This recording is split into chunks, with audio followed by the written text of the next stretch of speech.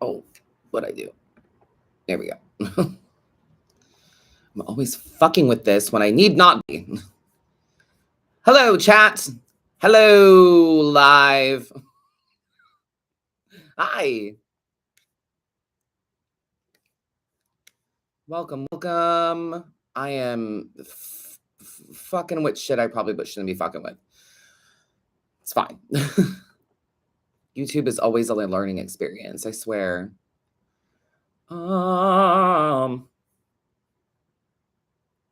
Okay. Hi. Time to record a podcast. Yes. Happy Sunday.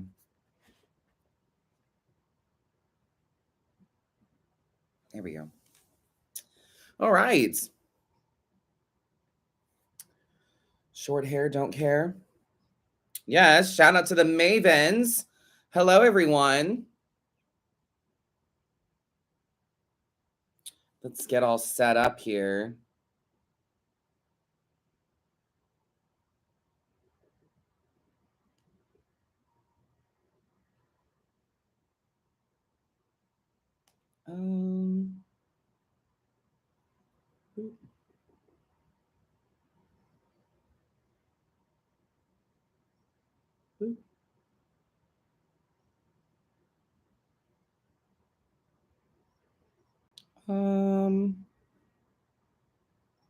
Boop. All right. I hear shapes. Hush now. Behave. Oh, shit. Good to see everybody. How's your weekend been? Well, I hope. It's been a very productive, I guess, productive weekend over here. Pretty chill, but, you know, still busy.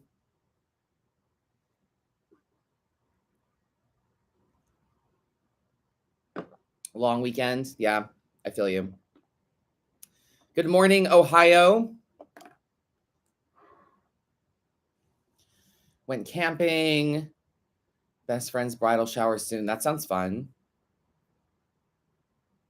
Dress rehearsal at the haunt. Yeah. Nice. A good run in the park. Very cool. Love that for you.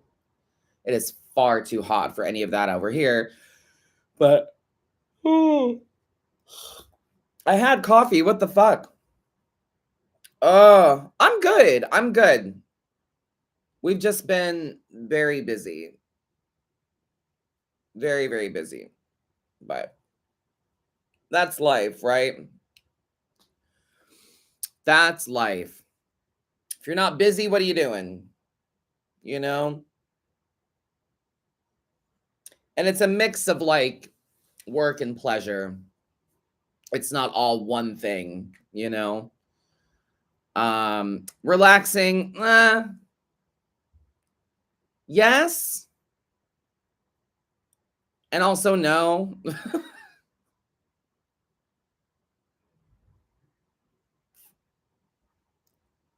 Pulled some loud cards. Sitting with that, yes. Very good, as you should. Spend some time with it, sit with it. Yes. Greetings, happy Sunday, friends. Great to see everyone.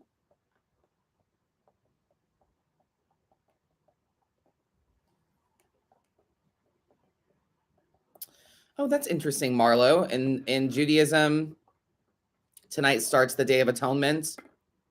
Very cool.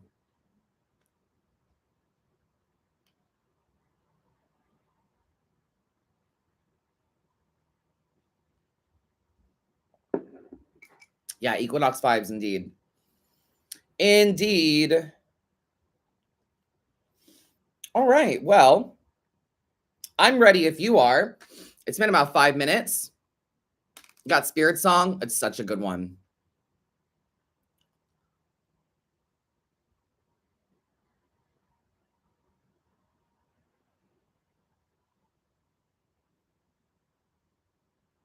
Five hours from home.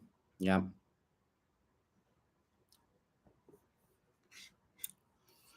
Um, yeah, masterclass, there's a few different times. There's a Tuesday and then there's a weekend. Um, 3 different times. Tuesday is an evening and the weekend is like a morning and midday. Yeah. So entirely up to you though, whether or not you want to take class. Totally understand. I need the UK friendly time. There is, I mean, the Tuesday night is 10 p.m. Eastern. The Saturday is 11 a.m., which I think is 5 o'clock your time. Um, yeah. So there's UK friendly times for sure. Or at least I think I did my best to accommodate that. Um, yeah. Right? Gotcha. Yes, yes, yes. All right, well, let's go ahead and get started. I'm ready when you guys are. I've got some emails pulled up, ready to go. Um,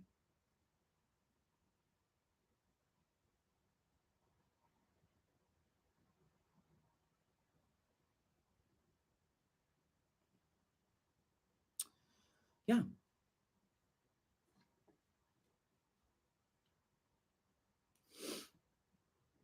All right.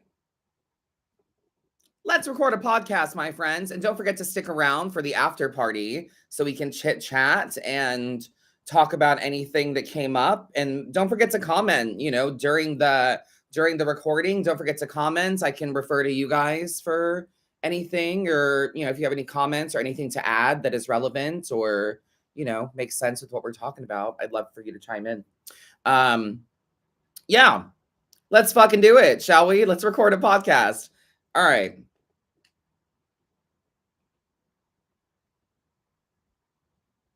Hey, what's up? I'm Adam, and welcome back to another episode of Modern Magical Meddling. We are 15 episodes deep in season 2. I think season 1, we only went to 10 episodes, I think, maybe. Season 2, 15. Shit, we're doing it. I mean, I think we just found a method that works. I think I found something that just makes sense and works. You guys have been writing in, which is awesome, and I so appreciate that. The live on YouTube is going really well, in my opinion. So yeah, let's catch up a little bit, and then we'll just dive into these emails and topics. Let's see. Someone in the chat asked, how was HHN this weekend? We went on Wednesday, which was great. Always weekdays are always really chill. We went on Thursday, and then what's today? Sunday, right? So we skipped Friday and Saturday. Dustin sent me um a very heartfelt text message while he was on his way to work one day. And he was like, listen, I don't know about you, but I'm fucking exhausted. And he was like, I'm really tired. He started training for his new role at Disney in the holiday parade. So he started doing some of that stuff, which forced him to get up early and, doing the clopen energy, the late night, early morning. Um, doesn't get any easier as you get older. We're both in our 30s now, and we're like, okay, like, ow, this is a lot. Um, and I don't start my day until this is the earliest thing that I ever do is record this with you guys at noon. My other lives are at like what, 1 o'clock or something like that. I think my Thursday live is 1 p.m. Eastern. So this is the earliest that I do anything for the sake of late nights and horror nights and all of that. Um, the ends burn quicker at both ends as we age. It's a lot, LOL. I agree, Sarah. I definitely agree. But yeah, Dustin was very honest, and he was like, I think I want to take a break. You can go if you want to go. But I'm tapping out tonight. And I was like, okay, well, honestly, I'm gonna take that as a sign that I need a break as well. We have a good girlfriend of ours, Liv, who's one of my moderators on TikTok. and a really good friend of mine who's come with us to all of our conventions, and she's a really good booth bitch. She's coming this coming week. She's coming to visit us, and we're going to be doing HHN balls to the wall. So kind of made sense for us to take a little break. I want to go back tonight. I want to go back to HHN tonight. I do miss it, not gonna lie. But yeah, we're gonna be with Live in Town. We're doing Horror Nights, Frequent Fear, Express, the whole nine. So, always, yeah, it's always good to take a little break. But he was very honest with me, and he was like, I know we love it. It is so much fun. I know we're having a great time, but I'm just tired, babe, and I think I need a break. And I was like, that's fair. And he was like, you can go if you want to go. And I would have rather have spent time with him, and I told him straight up, I was like, honestly, if you didn't say that, I would have just kept going until I made myself sick or burnt out or got a cold or something. And he's also been kind of feeling low key under the weather lately for some reason. Took a COVID test, negative, the whole nine. So he's just feeling a little under the weather, I think. And, I think we're just both a little burnt out. But yeah, took a little break this weekend, and it's been kind of nice. On Friday night, I was like, what am I supposed to do with myself? I finished my live, and normally we would have gone to Horror Nights. We would have gone out, and I would have had a couple drinks, got a little litty, and have some fun. But like Friday night, he was like, can we just hang out? And I was like, yeah. Do you want to finish watching Sex and the City? Do you want to finish watching And Just Like That season 2? And so that's what we did. We sat on the couch, ordered food, and watched like 4 episodes that we had missed of And Just Like That, which I don't know if you guys are watching that at all. If anyone's a Sex and the City fan, I always was. And Just Like That has been fun to watch, but also low-key annoying. There's also just that element of it's good. I like it.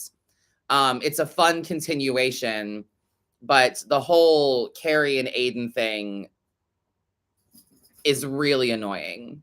It's very are they bored? Like, I don't know. Are they bored? Aiden's not bored. He's got like kids and shit and a whole his own issues, but like I don't know. It's good. I like it, but Miranda's annoying. Carrie and Aiden is annoying. It's a whole thing. So it's a lot. It's fun, but it's a lot, So anyway, so that's what we've been doing. We've also been watching some movies and stuff, and just catching up on Ahsoka and all of that. So, but anyway, I took a little break this weekend from Horror Nights. I hope we're going to go back tonight. We'll see how we feel. I wouldn't say I think And Just Like That needs to end per se, but the way that season 2 ended, I'm like, what in the Notebook is happening here? I'll wait for you. And it's like, or you could just live your life, and if you happen to come back together, you do. But like, there were so many fucking red flags, like full spoiler alert, but there were so many red flags with her and Aiden in this new reboot. There were so many red flags that I was like, okay, why are we doing this? What is happening? But anyway, so yeah, that's what's been going on with us. We kind of took a little break. We haven't set up anything for Halloween yet, which is, kind of really off brand for us. But with our girlfriend coming into town, we're cleaning house and spending a lot of time at home, and, just making sure that we're good to go. For people to stay here, because after Liv comes, another friend of ours is going to be staying with us as well. So yeah, it's just a really busy time over here at Chateau Madame Adam. It's just really busy, and I know I've been working really hard and pushing myself with work and everything as well. I've never gone live this often. I go live fucking six days a week now. Mondays are for charity, but the only day I don't actively go live is Tuesdays. So I'm starting to like be selective about the content that I put out, and I don't have to post a reading every day. I mean, I don't think anyone really needs a full like 3-card reading every single day. Even for me, sometimes my dailies are 1 card. But yeah, no, I'm trying to be a little bit more selective about what I put out so that I don't burn myself out as much as I have been. I've been needing to take more mental health days than normal, and I think that that's a sign of something. Dustin wanting to take a break from horror nights, that's definitely a sign of something. So we're both just, and me, I'm thinking that I'm setting him up for success, because when he starts that holiday parade, he's not going to be home until like 4 a.m. He's going to be working from like I don't know, like it's late nights, it's late night party nights. So, and he's going to be there the whole duration of the event from like November to Christmas time. So, yeah, just started with 1 card a day. Today is day 16. Proud of you. That's great. Good for you, babe. Consistency is the thing. you know Consistency is the thing. But yeah, no, I'm in an effort to try to be consistent. I've gone live more often than I ever have before. I mean, to be real, I'm making more money, which is always attractive, but at the same time I'm fucking exhausted. And you guys know, as I'm making my coffee in the morning, I'm posting the daily affirmation card. So I literally get up, go to the bathroom, grab my phone, turn on the coffee, come into the office, post the affirmation, and then have my coffee. So I'm even like working, quote unquote, before I even do anything else. I'm thinking about posting content and all of that. So yeah, something's out of whack. Something I need to rethink some stuff. And that's why I'm trying to be a bit more selective about my content. Because even on days that I'm quote unquote off, or even on Tuesdays, I'm still working, you know? Even on Tuesdays, I'm still posting a reading or content or an affirmation or a card or something. So I'm always posting every day of the week, no matter if it's a day off or not. I guess a day off to me is when I don't have clients, I don't have private readings, and I don't have a live. To me, that's a day off, you know? Um, so yeah, vacation, I would love to, but it's just a really fucking busy time. We're planning to go to the West Coast. We want to go to California. We want to go to Disney out there and Universal out there right after Christmas. So sometime in January. Dustin's like, we're going on a trip, deal with it. And I'm like, okay, where do I slide my card? Like I just pay for it. So yeah, that is a plan we're working on. It's just this time of year, from the late summer until the new year, we're just very fucking busy. The spooky season is really busy for me. I go to conventions. I have Spooky Empire. He's going to be busy at Disney with the holiday parade. So it's just a really busy time for us, and it's just easy to get burnt out because we're trying to have fun at the same time. So, but yeah, I think that's it. I think that's the gist of what's going on over here. Other than that, it's pretty much business as usual. Someone said, my mother-in-law says, when you have time, you don't have money. And when there's money, there's no time. She's right. Yeah. Wow. No, that's very true. Honestly, the kind of push and pull of that is very accurate.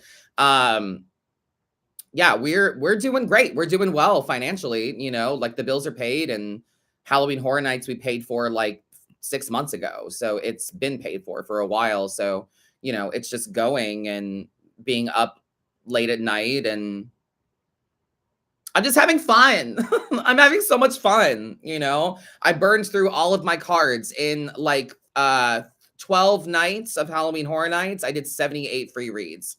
So, and I fucking love it so much. I love meeting people in person because you're not a username, and I think like going live 6 nights a week is like dulling it a little bit. It's like numbing it a little bit, that like you guys are people on this live, that you're human beings that have fingers and are typing and all of that, like there's like a numbing that happens. And when I meet people in person and they're like, oh my God, I love your content, I'm like, ew, why? Like, I'm like, why? Like, you follow me? And they're like, everyone follows you. And I'm like, I mean, like, I don't know. Something in my brain is like, those are just numbers. They're just bots. They're just usernames. Like, it's not real. Like, something about it isn't real. You know what I mean? Like, it's so fucking weird the way you kind of like disassociate from reality when you're just a voice box, you know, when you're just spitting it out online and you're just constantly seeing your own face, kind of low key only ever hearing your own voice. Um so yeah, it's really lovely. You get it. It's really lovely to meet people in person and separate, you know, a username from a human being. Like, I think that's really lovely. And people are like, "Oh my God, you want to give me a reading? You want to work right now?" And I'm like, "You don't understand. This isn't work to me. This is like connecting to a human being and what I want to do, you know?" So I love meeting people in person and giving them a quick card reading because I do love what I do, and tarot is not just my job, it's my life. It's a lifestyle. I associate everything back to tarot. We will our roller coaster car will pull up at a theme park and Dustin's like, "Oh, it's number 3." And I'm like, "Ah, the Empress." You know, like, word. He's like, "Oh, we're car number 7." And I was like, "Ooh, yes, the Chariot. How appropriate." You know? So everything comes back to tarot. Everything associates back to that for me. So but yeah, I love meeting people in person. That's what half of having fun at horror nights is. It's just walking laps around the park in the scare zones, um, having a couple cocktails, getting a cute little buzz, and people being like, "Oh my God, Madam Adam." And I'm like, "Hi, like, how are you? Shall we take a photo? Like, do you want a reading? How are you?" And people are like low key shocked. I duetted someone and she was low key shocked that I like stopped what I was doing and gave her my full attention. And I was with my husband and some friends, and I just pulled over and I was like, they'll wait for me. Like, "How are you? What's up?" You know, and they're like, "Oh my God, I can't believe I'm meeting you." And I'm like, your excitement to see me is like hella fucking flattering, first of all. And second of all, like, I want to respect that and like give you a little bit of my attention, you know? And I love that, like, since we're all at this separately ticketed event, you have your own goals, you have your own group of people that you're in, and you don't want to spend too much time with me, and people want to be polite and they don't want to, you know, monopolize my time or anything, which you're not, by the way. I always had to remind people. They were like, "Oh, I don't want to keep you." And I'm like, "Well, I have tickets for the whole thing, so you're not keeping me. But if you need to go, that's fine. Like, I understand." But yeah, I really love it. That's, I think, my favorite thing about horror nights is getting to meet people and people see me in public and be like, "You exist." And I was like, "I do. I'm not just the in your phone," you know? But again, it's really lovely to separate human beings from usernames and all of that, because going live 6 nights a week, y'all, it's a lot. It's a lot. Anyway, so yeah, that's what's going on over here. Not much different. Just kind of taking a little break the past couple days from the horror. Yeah, my tattoos are healing nicely. I have my next appointment in October with Jacob um to finish up my leg. I'm very excited. I am worried though. Spooky Empire. I'm worried I'm going to be cheating on him because there's a friend of mine who does tattoos out in Largo, and she's going to be at Spooky Empire. And I've been talking to her about a Cult of the Lamb tattoo, and I was like, I hope Jacob's not going to be mad at me. Can't help it. All right. Let's read some emails, my friends. All right. First things first, right up here on top. Let's see. Hey, Madam Adam, I hope this email finds you well. My name is Izzy. I'm 20 years old and I work in radio. Since the economy has been fucked, I'm finally financially capable of moving out of my mom's house for the first time. Congratulations. Fantastic. Here's the thing. I'm waiting on this apartment complex to get back to me about moving in, and all of the things that have kept me from leaving sooner are creeping in. My anxieties about being able to completely financially, emotionally, and physically independent have gotten worse the longer it takes for these apartment overlords to get back with me about a move-in date and makes me think this was an impulsive decision. What are your thoughts? Much love and thanks for being you, Izzy. You're welcome, Iz. I mean, this is classic, in my opinion. This is classic. It's very much in the moment, everything is a great idea. All the ducks are in a row. But the moment that you have time to fester and think about it, we start to have doubt. You know, we start to think about, oh, is this a sign that I fucked up? Was this an impulse, as you said?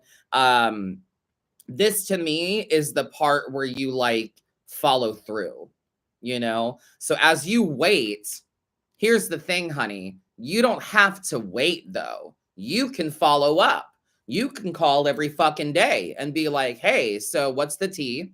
What's happening? Do you need it? My favorite method of following up and like showing my genuine interest in an opportunity or like even just like reminding a friend of something. Like they said that they would call you about a thing that you're doing this weekend and it's like tomorrow and you haven't heard yet. So you follow up and you're like, hey, let me know if you need anything else from me about tomorrow. Can't wait. And they're like, oh shit, that's right, tomorrow. Do you know what I mean? And that's kind of like a good, is that passive aggressive? I don't think that's passive aggressive. If you're going to just kind of follow up with a business or an anything, a job, anything. Is there anything else you need from me about this thing?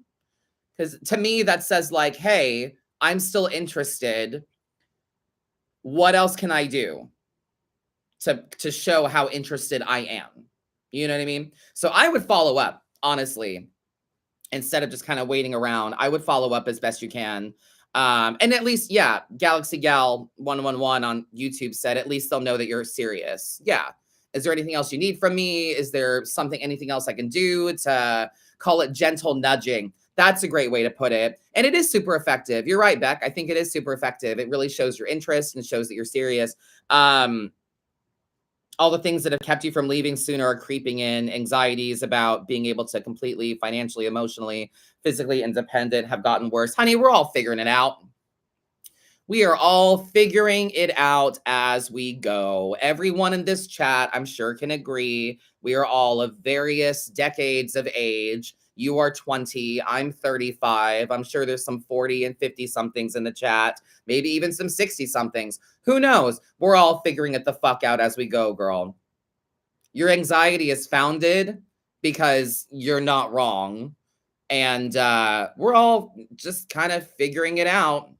Everything that I have learned about my finances, about this business, having a website, being an influencer, whatever you want to call it, I have been learning as I go.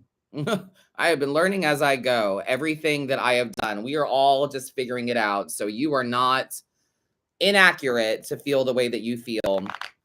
But let me see what I've got here for you. Let's pull some CADs. Thank you for writing in, Izzy.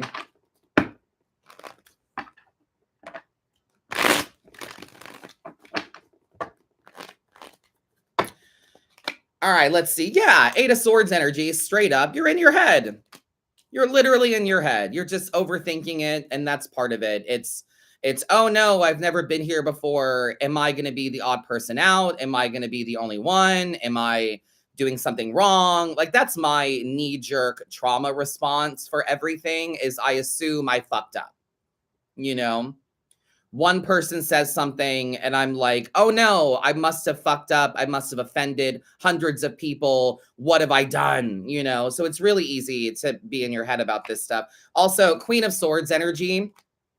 This is going to be much easier said than done for you and for anyone, but don't look for issues, babe. You are transforming. You should be very proud of the kind of butterfly you're blossoming into. Don't expect issues, but when you do find issues, open your mouth, speak on them. If you're moving into an apartment, get in really, really good with the people that work up front. Make sure that your rent is a day early. Make sure that you go up there, that you communicate, that you introduce yourself, that you're not just the quiet hermit fucking tenant.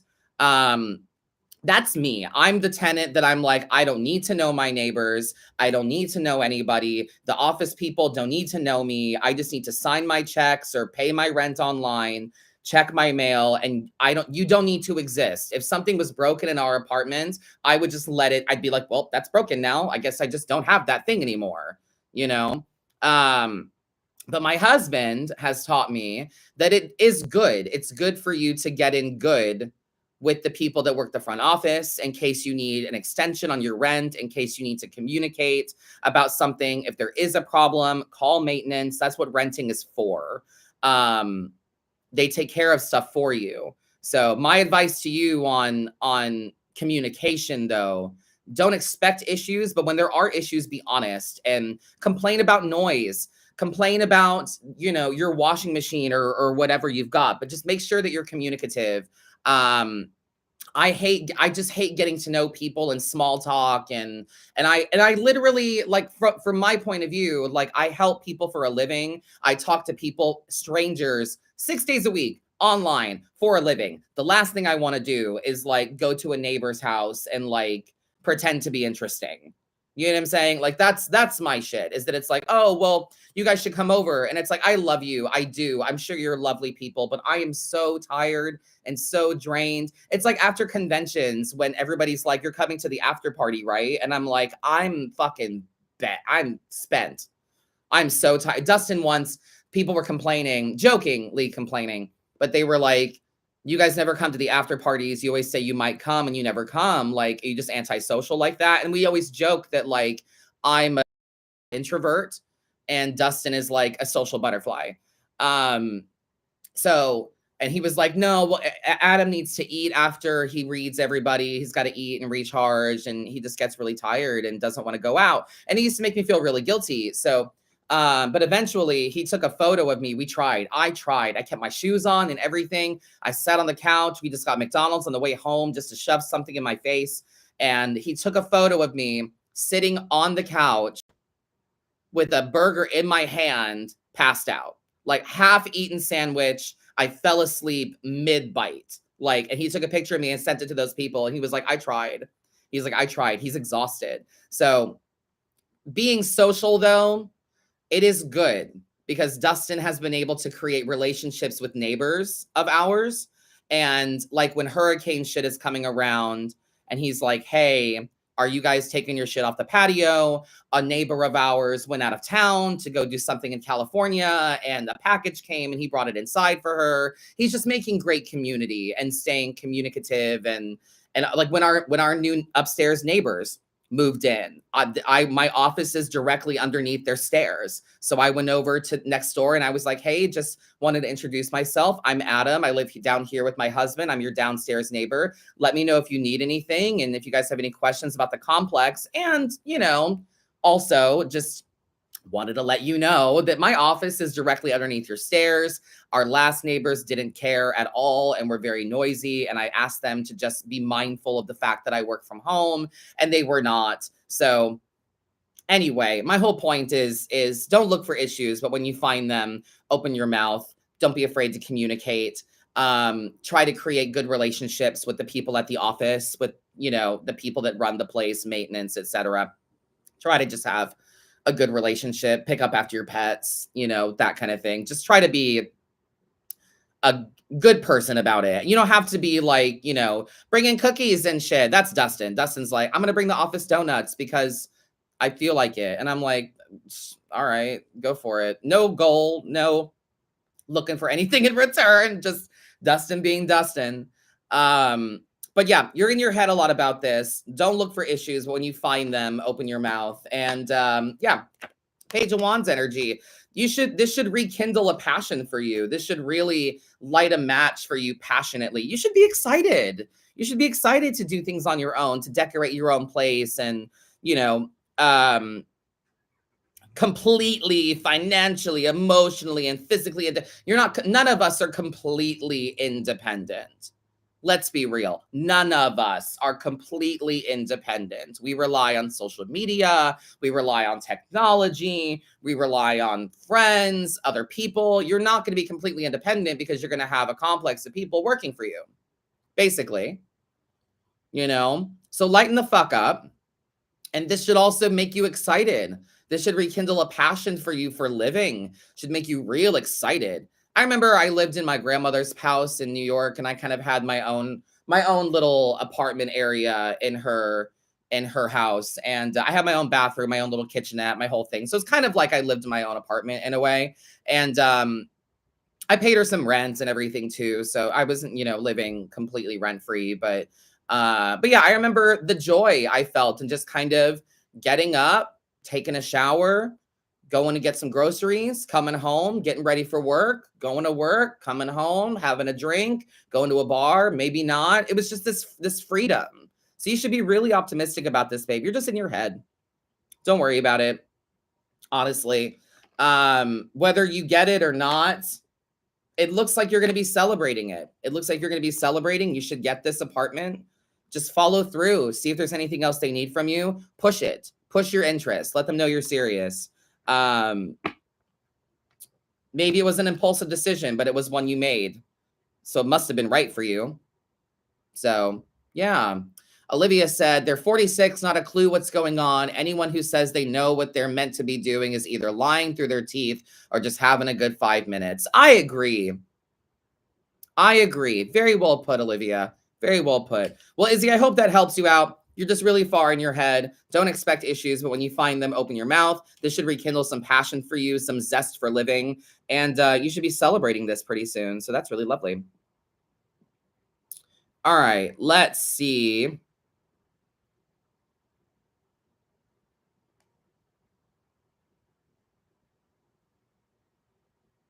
Let's read this one. Compliment and thank you. Hi, Madam Adam. We just recently moved overseas, and I've been all over the place with listening to your podcast. Haha.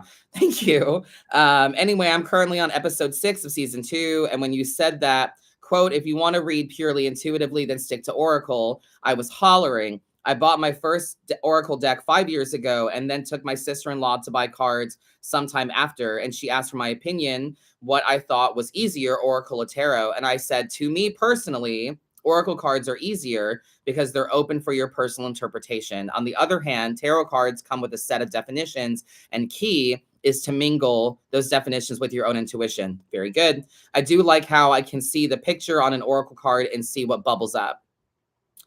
The guy showing us the cards then chimed in how it's the other way around because Oracle cards come with a little text and tarot cards are much more free to any kind of interpretation. Then he asked if we were new to reading cards. I roll.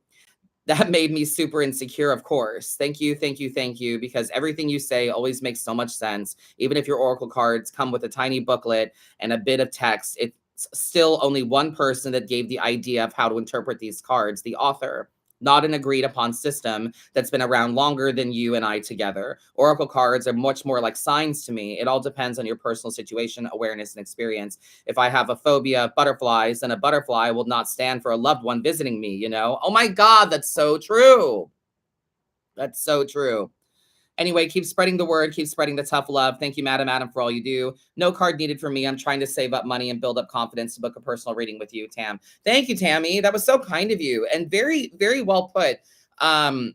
That's such a common question I get asked a lot is the difference between tarot and oracle. And yeah, that person at the shop that said it was the other way around, that tarot was more intuitive and oracle was more finite. That just doesn't make sense to me. I don't know. I mean, I'm gonna upon the new year, I'm gonna be adding reversals back into my tarot, and I'm gonna be getting into Lenormand. I don't know how I say that, if I'm saying that properly, but that style of tarot. I'm going to be doing some research more into that, which I find really exciting because based on research I've done about it, as I understand, Lenormand tarot opens or it activates. How did they put this? It like activates communication centers in the brain. Which I mean, hello, Aquarius moon, chatty Cathy me, perfection. But yeah, the difference between oracle and tarot, right? Like it's really fascinating. It's all cartomancy, it's all divination. Yeah, Lenormand or Lenormand is more literal, right? But it's also like there's a ladder. It's like a card could be like a ladder, right? And it's like, what does that mean? We're moving towards something. We're ascending. We are climbing. We're striving to achieve. What does that mean? So I kind of love that, and I really want to dive more into that instead of the textbook kind of definitions of tarot that I've gotten really, really accustomed to.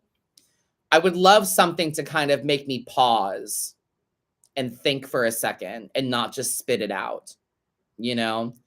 But yeah, Oracle to me is just more loose. It's more, like you said, Tam, you look at an image and see what comes up, like see what, what bubbles up for you, what resonates, what makes sense.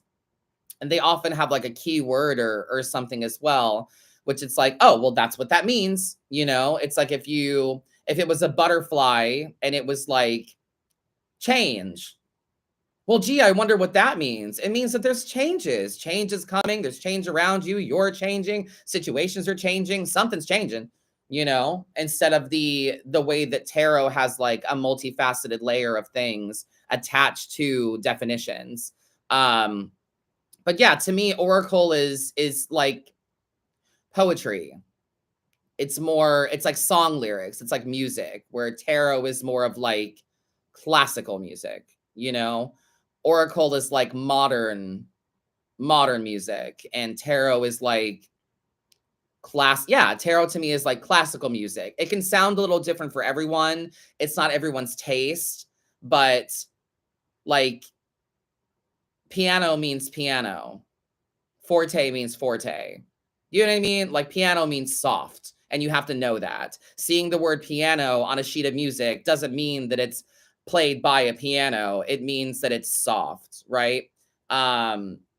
Allegro means fast. So seeing that, it's like, oh, Allegro, that feels to me like you really need to have some pasta. Like, no, girl, Allegro is not a kind of fucking pasta. It means quickness, rapid with speed. You see what I'm saying? So like classical music, you need to have a semblance of knowledge of music, and like sheet music and reading music and what that means. And to have like, to be able to read and play classical music, you have to have a certain amount of discipline. Whereas Oracle cards are a bit more like modern music, where you can kind of just, or not just modern, but just like picking up a guitar and knowing how it sounds, instead of like, there's plenty of people I know that can't read music, but they can play music. And a lot of my musical acumen or experience, ability, was both visual and audible. It was both that I could listen to something and just figure out how to play it by sound. And some people just know how to read music, So it's a mix of those things. But to me, like, yeah, I think that Oracle cards are much more of like, I'm grabbing this instrument and I'm gonna fuck with it and see what sounds I make, and oh wow, that's beautiful, oh look, that's a song, oh that sounds really deep, let's put words to it, But to me, tarot is a bit more like classical music. You have to know some stuff. You have to have some discipline and knowledge, right? Yeah, reading versus playing music. Great analogy. Yeah, right? Like to me, Oracle is like just kind of playing music by feeling, and tarot is like learning to play music by training and classical, you know?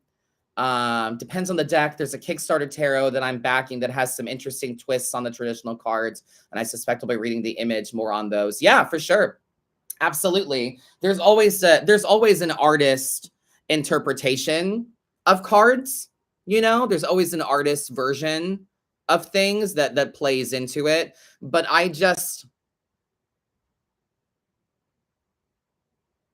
part of me wants like a 3 of swords to just be a 3 of swords and to be what it means across the board. And like, maybe, yes, different artistry can have different accent on the language or a different twist on it or another layer of perspective, but it just kind of it irks my brain when a card is so different than what the meaning tends to be, you know, the meaning that we understand it to be, where the suits come from. Like a tarot card in a certain suit is that suit for a reason.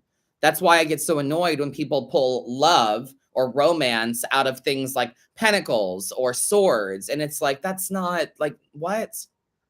So yeah, no, I do agree as well, Meg. I do like to use oracle and tarot together, and I think that's really fun to do and add layers of understanding. I think that adding oracle is kind of a general blanket over the whole thing, and the tarot is like the nitty-gritty details. So, but yeah, and I'm not saying that, like, you know, one is better than the other. They're just very different, you know. And I find that oracle is a bit more shallow, I guess. To me, tarot is just deeper, you know. To me, tarot has deeper meaning, and oracle is like I said, it says like a word on the card. Like there's one in the Lumen Oracle that I have from Threads of Fate that I adore, and it says ask the body. Gee, I wonder what that means. And it's like, no, that means check in with your body. Like check in with your body, and you know, we can go into details in the book and what that means, but it's pretty self-explanatory. It's on the card, you know. So maybe that's why people think that oracle is very, it is what it is. It's the definition that it is, but there can be so many different things. It can be so many, there can be any oracle, you know, anything, any theme, any word, any vibe, but tarot is tarot, and it has been the same thing for hundreds of years. So I think maybe that's why I like it so much. It's got like historical reverence or something like that. I don't know. But thanks for writing in, Tam. That was great. I really appreciate you. Here we go. This one is from Amsterdam.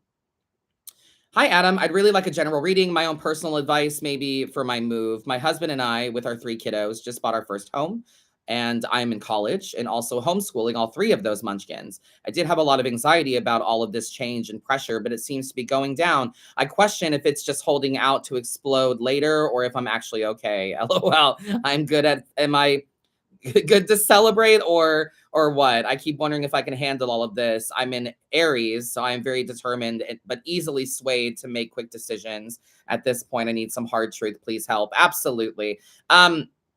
I mean, my first initial piece of advice for you, just on the way you phrased all of that, is are you good to celebrate? Always. You're always good to celebrate. Celebrate the milestones, celebrate the play-by-play, celebrate the day-to-day, celebrate the small shit, celebrate the finish of a lesson plan, celebrate the end of the school day with the kids. You know what I'm saying? Like let's celebrate the little shit. Because bitch, I mean, Amber, there's always going to be something. Right? I mean, there's always going to be something. If you're waiting for the right time to celebrate, it ain't never happening. Like, it's never happening. There's never going to be a right time, girl. Like, there's always going to be another reason not to. You have to let the reasons you should celebrate supersede, you know? So let's see what we've got here. King of Swords energy. You're doing the wise thing. We're trying to be smart here. You should be very proud of the person that you have turned into as well. That King of Swords energy. Temperance, honey. Yeah. Focus on balance and peace. Celebrate as you go. Like I said, be frugal of how much energy you're putting out, but protect your peace, honey. Be logical about how you feel, realistic about what you can accomplish. Temperance, balance, evenness, right? Yeah, 9 of Cups energy. You need to sit with yourself. I know you got kids and that's easier said than done, but you got to sit with yourself here and really make sure you know how you feel and why you feel this way, all this anxiety and pressure and all of that. Where does it come from? Why do you have it? What can you control about it? So are you good to celebrate? Bitch, I say so. Plan it out. Plan it out. Plan a little celebration. Let's go looking for some stuff as well in this deck. I want to go look for the Wheel of Fortune or something.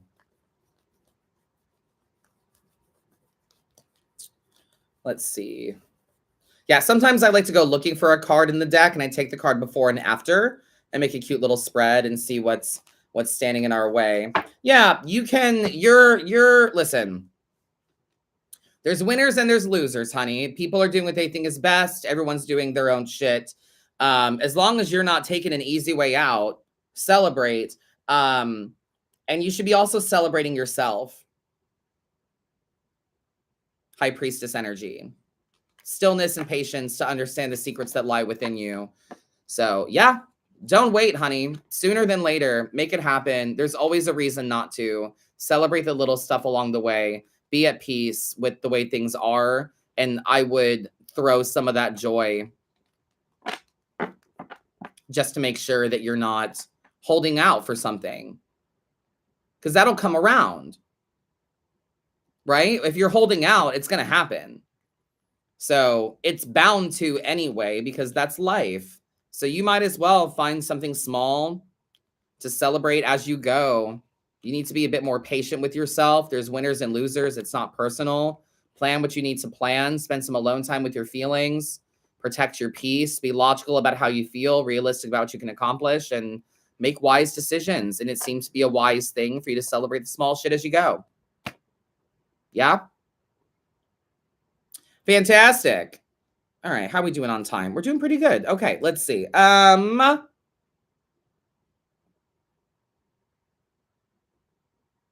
da, da, da, da, da, da.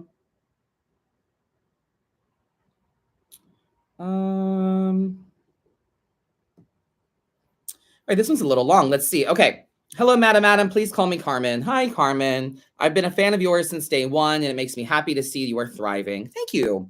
In case you don't hear it enough, I'm proud of you. If possible, I would appreciate some friendship advice. Absolutely. And thank you for saying that. I appreciate you. I have a friend that I've known since middle school and have come to consider her a sister. She has always been difficult and moody, which at times has put a serious strain on our friendship.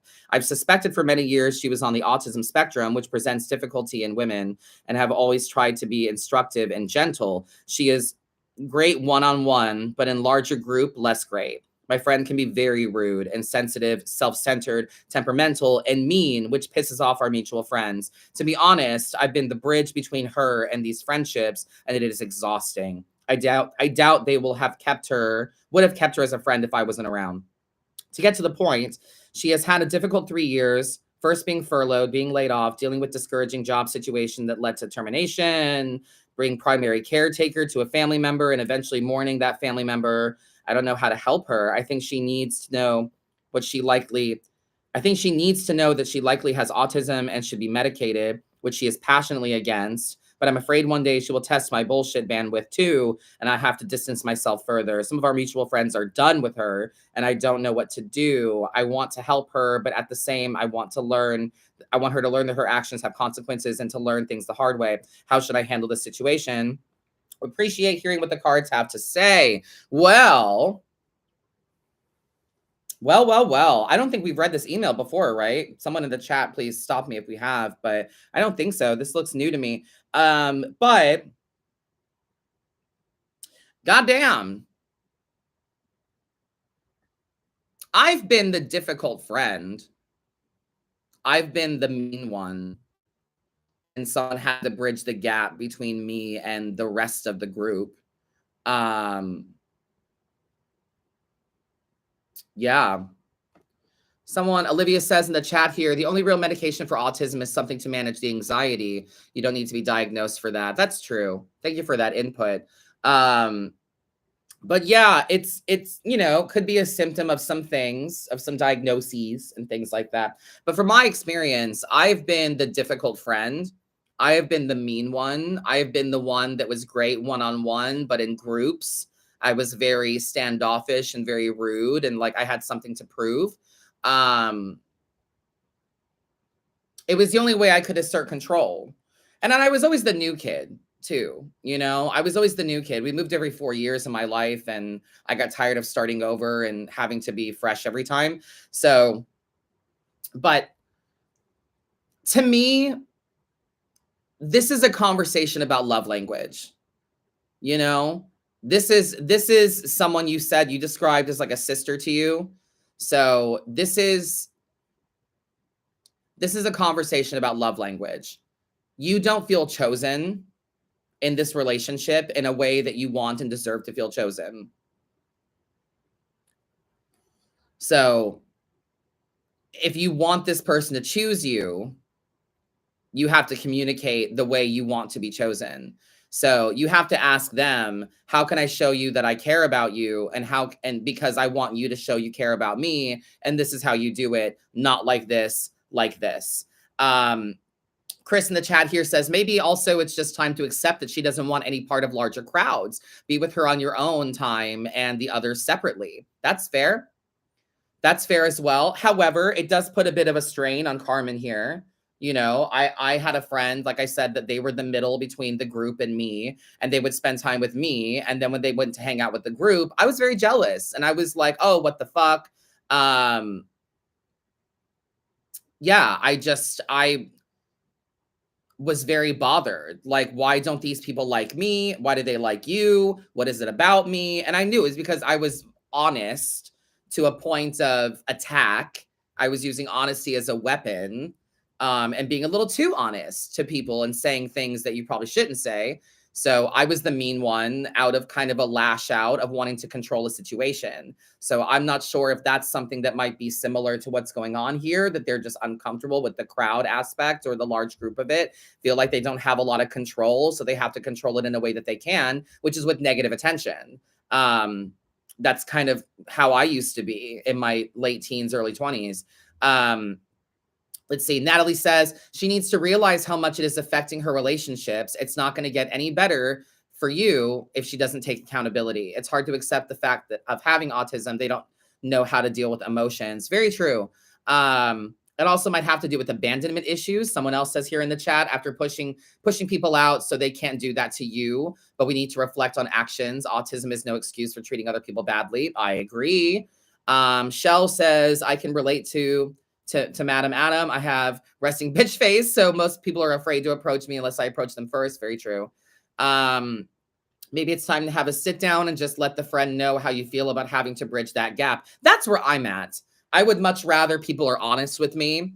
I would much rather you tell me what's up.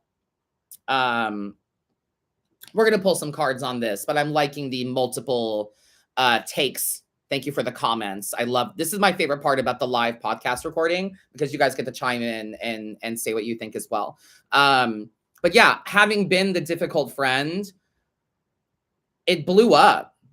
It blew up. And what happened was that friend started spending more time with the other people than with me, because I was the one that was making it difficult. I was the one that was making it hard. And no matter what she said to me of how or why, I had a reason that I wasn't cooperating, So yeah, it wasn't that I had RBF so much, resting bitch face. It was more that I was intimidating because I had no problem telling you what I thought of you, And like some be like, oh, Adam, this is so-and-so. And I'd be like, oh, the one that cheated on her boyfriend? Nice to meet you. You know what I'm saying? Like, whoa, that shit we don't say out loud, Adam. And I was like, oh, what? It's just the truth. Like, no, I'm being mean and like fucked up so that I have control of the situation, And a lot of it was like, yeah, a lot of it was abandonment stuff that I didn't want people to leave. So I like kept them at bay, and like I made it inhospitable. I made myself an inhospitable environment. So yeah, but I would have a conversation. I would tell them that you don't feel chosen in a way that you want and deserve to be chosen. Thank you, Katie. I thought I was funny. Shock factor. But I was terrible. No joke. I was bad about it. I was like, there was one time, oh my God, I'm going to out myself here. There was one time where I was in an argument with someone and it was very petty, very small. And I was like, see, this is why your parents got divorced. You know what I'm saying? Like, I blamed them for the divorce. Like, I took the thing that I knew was the problem at home and I like stabbed you with it. You know? Oh, I was such a cunt. But I was so bullied. I was so bullied that I was like, fuck it. If the world's going to treat me like shit, I'm going to be like shit to the world. You know, like it was, yeah, oof, indeed. I was bad. I was just mean, But that was like my defense mechanism. You know what I mean? Cruelty was my honest response to things. So yeah, I'm glad that I've curbed my truth a little differently now. But maybe Carmen, maybe this will like, you know, give you some perspective. Maybe your friend is just reacting. Maybe they don't know, you know, how to behave without control of a situation, so they have to be mean or they have to be cruel in some aspect or whatever. But yeah, I would have a conversation about them, that they're making it difficult, and you want to be there for them and you love them and they're a good friend of yours and all of that, but I deserve to feel chosen. And if you give a fuck about me, you should treat me this way and not this way. So, and that's just honesty. It's not going to be pretty. It's not going to be cute, but it's necessary, you know? Yeah, King of Cups energy. Unfortunately, you have to lead with love. Take the high road, be the bigger person, be the one that's willing to have the conversation. I was always very receptive to it. You know, I was super receptive to it. Whenever people kind of wanted to pull me aside and have a come to Satan moment, like I was like, all right, well, I'm sorry I said that. I apologized when I was made aware, you know. Queen of Pentacles energy as well. Practice some gratitude for yourself that you are an aware party. You're a good person, babe. You're a good person. You do good things. You're trying to help. You're trying to be positive, but people have to help themselves, you know? So King of Cups energy. Try to lead with love and compassion, especially for yourself. All you owe this friend is truth and kindness, but you have to be honest and kind with yourself, right? And what else here? Yeah, Four of Cups energy, honey. You care a lot more about them and how they feel over how you feel. It feels very ticking time bomb, which that was the reaction towards me, is that people were afraid to talk to me because of how I would react, how I would respond. Would I blow up? Would I get loud? Would I say the thing that no one should say, you know? So I understand it might be difficult to have the chat, but I think you need to. Don't put their feelings so far ahead of yours. And yeah, you are celebrated by the collective, by the group of friends. You are uplifted and celebrated, and they see the work you do and how much you care and that you bridge the gap. And you know, maybe they wouldn't have this person around, but that's just social politics and has nothing to do with you. It has to do with them and their opinion of that person, you know? So you're doing good things. You do have a community. You are uplifted. You are celebrated, and you should be. Try to lead with love. Practice gratitude for how you feel in general, that you care so much. But quit putting this person's feelings so far ahead of yours. You're just teaching them that it's okay. Does that make sense? You can't answer me. I hope that makes sense. Thank you for writing in, babe.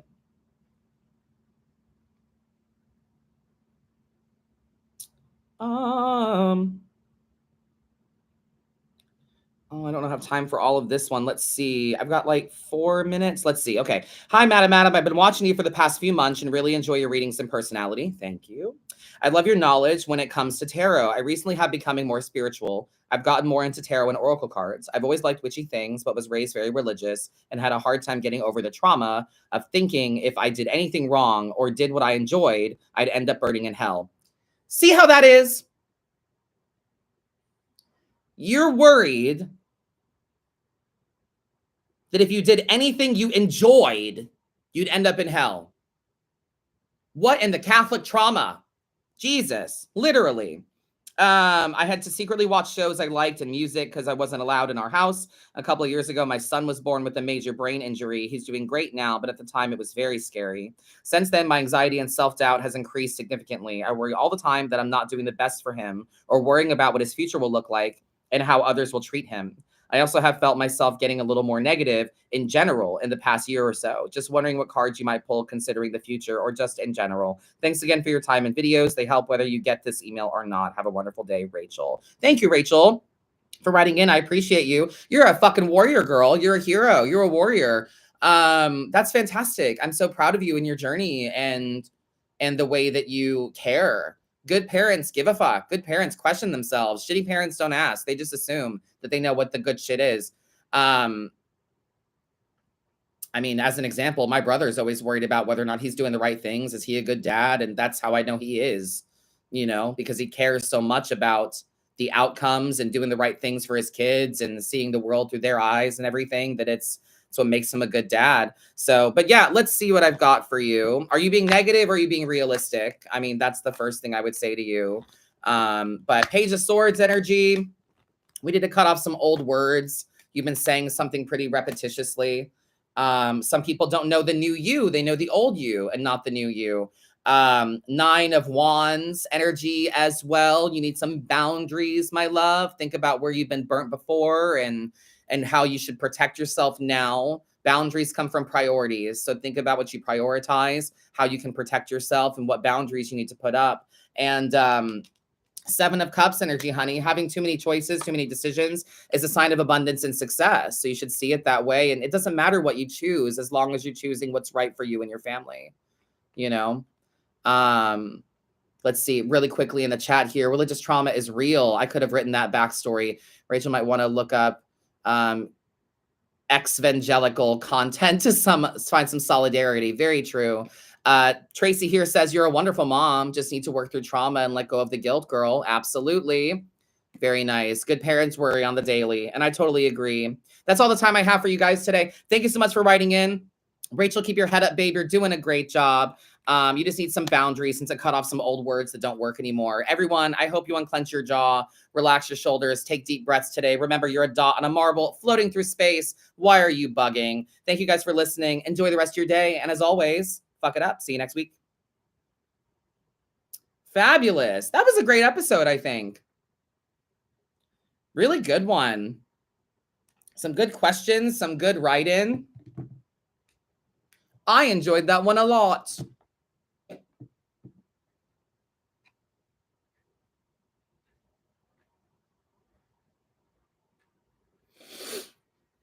Yeah, great stuff. Very fun, very fun. Yeah, no, in high school, like looking back on it, I had such of home. My dad was a drill sergeant, so opinionated. And I don't know, I got tired. I got tired of people just getting away with whatever, I was watching people be terrible to me, bully me, be terrible to me. And it was like I was the school punching bag for many years. And eventually, when we moved to Florida, I was like, I'm just gonna be a bitch. I'm just gonna be a fucking bitch. Just saying the most obvious truth right in front. And that's why I identified so much with Lisa Rowe and Girl Interrupted, Angelina Jolie's character. Because she used the truth as a weapon and she thought that made her free. But the reason that she did all that was not freedom. It was quite the opposite. So, but yeah, I got really, it's this interesting evolution, right? Because I started very small, very meek, and very like speak when spoken to. And eventually I was like, no, I'm always told to shut the fuck up. And even though I'm sitting here quietly in the corner, minding my business, reading a book, um, there was one time I was sitting in the corner by myself, actively reading in like middle school, and a bully came up to me, grabbed the book, threw it across the room, called me a fag, and like everyone crowded around me and started picking on me. And I'm literally just minding my business, not doing anything embarrassing, not making a fucking spectacle of myself, just sheer existing, you know? And I didn't understand. Like I can literally be doing fuck all. I can be doing nothing. And then people can just decide to be terrible. Well, I guess I was the wrong one. I guess you picked the wrong person because you turned me into a supervillain, you know? They say ultimate power corrupts, but powerlessness creates a sense of vicious justice. Ooh, I like that. Yeah, I was never physical. I was never physical, but I was always very verbal. I was not afraid to say the thing that started the fight. It's like, why did I get beat up? Probably something I said, you know? And I've only been beat up like 3 times, maybe, in school. Ex-boyfriends, that's different. But, uh, but yeah.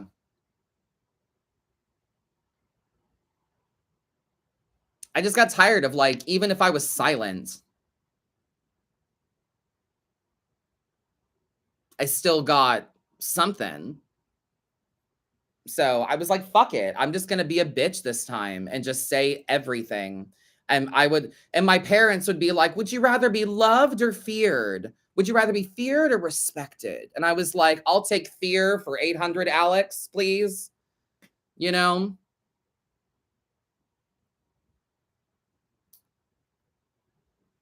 Yeah, Lisa, it is terrible. You're so right. But yeah, I had decided that I would rather be feared because at least it let me know, because I felt like that was something I could control more. I couldn't really control if people respected me, but I could control if people were afraid of me, you know? I wasn't looking for it, but if I was being given attention that I didn't like or that I didn't want, um I reacted accordingly.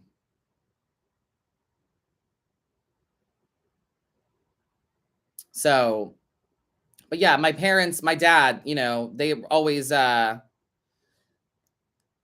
yes, but respected means speaking the truth even when your back is against the wall, standing tall for yourself and others. So they had that wrong. Yeah, no, I see. And that's the thing, right? This comes from this idea of respect comes from obedience, right? It comes from this idea of obedience, that to be respectful means to be obedient. And I disagree, you know? So telling me from a military perspective, would you rather be respected or feared? And I'm like thinking to myself, motherfucker, you traffic in fear. What do you mean? You've got 18, 20-year-old privates. You're screaming in their face. Do you think they respect you? No, Marvin, they're afraid of you. Get fucked. So no, I respect was not something I could control, but fear I could control. I could control that I knew you were afraid of me and I knew why, you know?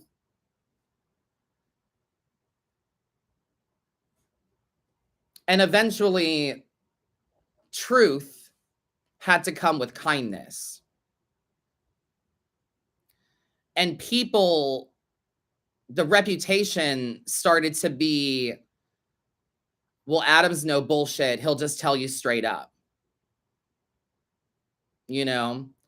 And I really liked that. I liked the fact that I was the honest friend, not the mean friend, but the honest friend that I would tell you the truth, you know? So now it's not malicious, and it's only when it's sought out. When you ask me, I'm honest. Even if it's something you don't like hearing. Even to my own husband, you know?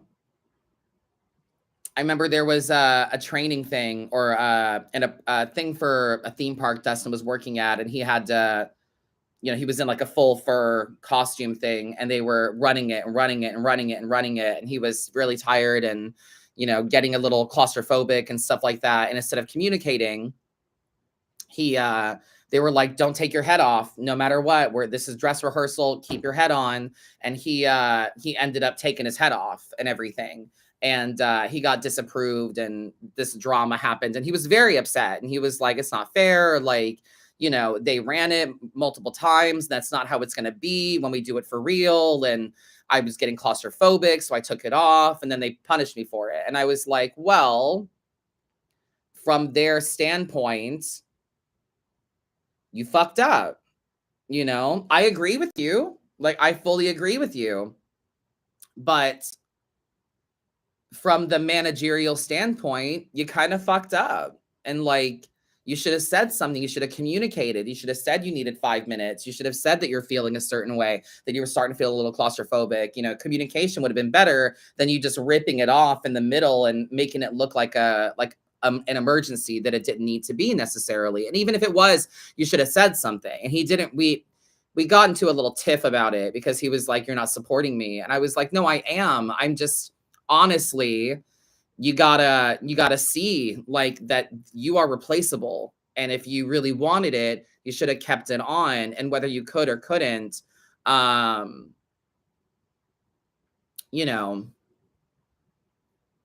communication. So even then, like, I try to be as honest as possible. And he does too. That's the thing. I would rather people be honest with me about stuff. And that's the thing. That's the only downfall I think about it, is that I get so much love from people, that I'm never really sure if people are telling me what I want to hear, or if they're afraid of me, or they're afraid I'm going to like pop off and tell them some truth or whatever, or if it's just like not worth it, to be honest, and just tell me what you think I want to hear. And I mean that with like people that I seek out counsel and advice from, friends, family members, my husband. Sometimes I'm like, how is this? And he's like, it's great, babe. It's awesome. It looks incredible. And I'm like, are you just saying that because you're scared? Or like, do you really mean that? You know what I mean? Like, it's an interesting thing. Truth, intimidation, reputation, all of that. It's really weird. So yeah, but that little question there kind of brought some of those old memories up to the surface of me being like a fucking machete of truth and just slashing down everyone with, I don't know, homegirl and her boyfriend in the middle of class, and he's like all over her and she's all over him. But meanwhile, I've seen him with another girl in the hallway, and and she's like loving it and laughing, and then they get into like a little fight in class, and it's a fake fight, and it's just, they're causing a scene and all of that. And I look over and really loud, the whole class is having fun, and class hasn't even started yet. And right before the bell rings, I go, he's cheating on you, right? Bell rings, teacher comes in. She's looking at me. He's looking at me like he's going to beat me up after class. And I'm like, yeah, well, I earned it.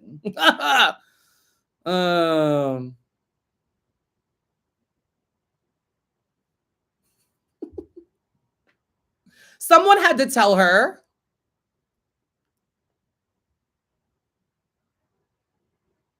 No one else was.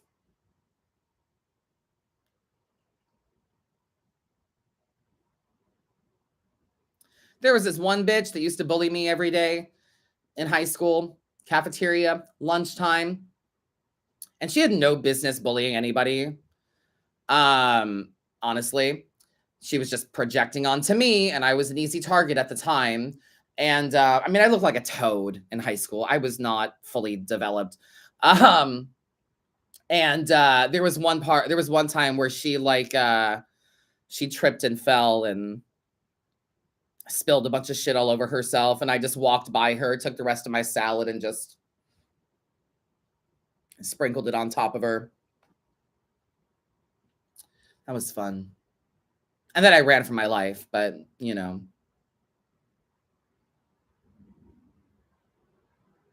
I try not to just take it, you know. Some days it built up and you kind of just had to take it. But there were some days I was like, hell nah. Hell nah. What actually happened? So here's what really happened. And remember, I was like 16. Okay. Oh, Lisa, no, you had to be homeschooled. You were so bullied. Oh my God. Well, I sympathize. I was so bullied that the guidance counselor and I were really close.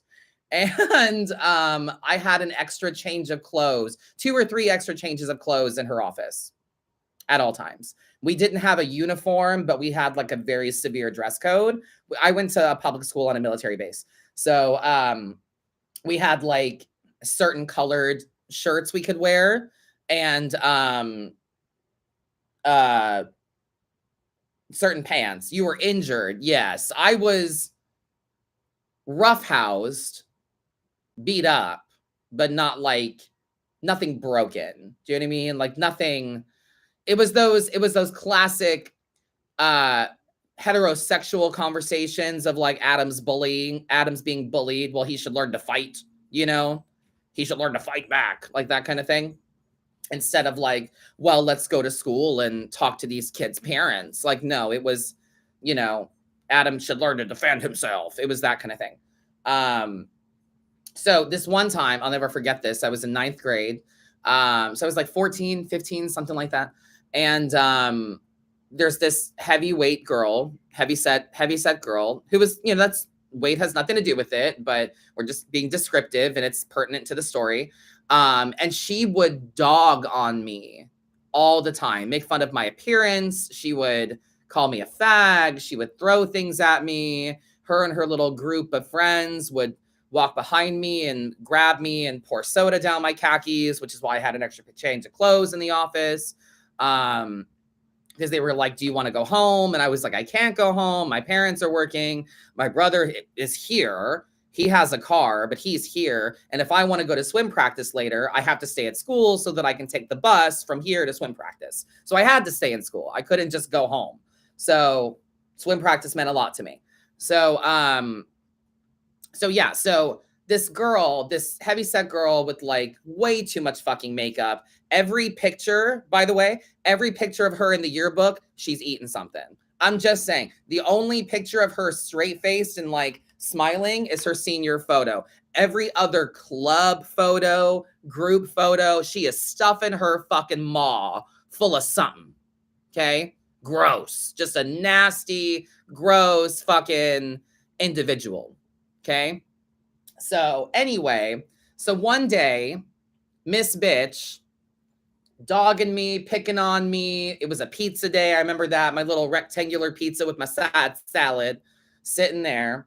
And she's just finished berating me for the day. I'm getting into the line, trying to ignore. I get my food. And I walk by her and she sits down. And she sits down, and it was one of these chairs, right, where like the legs go like this, you know, like if this is the side of it, like the leg goes up and then around and back. She sat down with such force and heft that the chair leg bent. So the chair leg was like this, and the leg bent, and she fell out of it. Okay. So everyone saw this happen. she was the cafeteria bully, right? So me being me, the witty, cunty bitch that I am and was evolving into at the time, I grabbed what was my side salad in a little bowl, right? And I've never run so fast in my entire life. She sat down, fell out of the chair. Everybody's laughing at her, right? I grabbed my salad bowl, tossed the salad at her and said, "Cows eat grass," and just ran and just fucking booked it. Ran to the guidance counselor's office and she was like, "What happened now?" And I was like, "Nothing yet. Can I eat my lunch in here?" So, yeah. She never picked on me after that, though.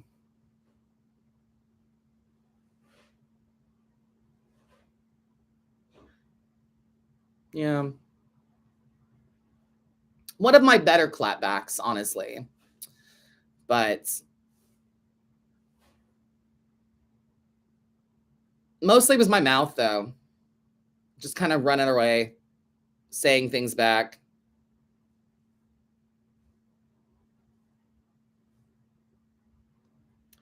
Jumped you and sprained your neck. Yeah, see, no. I ran too fast for that. And when people caught up to me, I only took a few like body shots before a teacher was present because I was loud. I was loud about it. I wasn't just like I was loud. I let people know I was being chased. So, but that didn't stop me from running for senior class president and trying to be on student council and, you know, yeah, no, Chris, they asked me. I got an email and they were like, "We are so proud of your success after high school. We would love for you to come and speak at the latest reunion." And I was like, "Yeah, sure. I'd love to." Told them I would go, said I would love to, send me the details. And then you know what happened? I didn't go. I RSVP'd a YES and I didn't show up because honestly, fuck you guys. Fuck you bitches who peaked in high school. Those 30-year-old looking actors in high school, I had that looked like trying to play high school people. There were some of them. There were some boys on that senior football team. Ooh, Lord. I was like, oh, fuck, I'm gay. Hella gay. I wasn't just in marching band for the PE credit. I was like, boys, you know, swim team, get real, gay. So all these peaked in high school motherfuckers, no thank you. I don't need to revisit that at all. Anywho, this has been great. Super fun after party. Love reminiscing for you. I don't miss high school at all. I don't know about any of you guys. I don't miss it. Super fun. Great episode. It'll be posted later. I'm going to go live later this evening. Yeah, that's the only reason I did marching band, because it was a PE credit, because I kept getting beat up in PE. We were playing soccer once in the gym and someone kicked a ball like between my legs by the ankles. And then they went to go kick the ball, even though it was already over there. And they kneed me in my sternum and I couldn't breathe. And all I remember is everyone crowding around me, staring at me because I was crying because I couldn't fucking breathe because you kneed me in my sternum. So there go my lungs, and the teacher having to scoop me up and like take me to the nurse's office, like Cedric fucking Diggory over here, non-responsive. So yeah, I was like, no more PE, please. Thank you. But yeah, you couldn't pay me to go back to school. Even going to like a high school in general, I'm like triggered. No, ma'am. Nope, nope, nope. Anyway, I'll see you guys later this afternoon for live readings on TikTok and Instagram. Don't forget to vote for me today for the Face of Horror. I would appreciate you. And y'all have a great rest of your day. Thank you so much. I'll see you guys next time. Bye.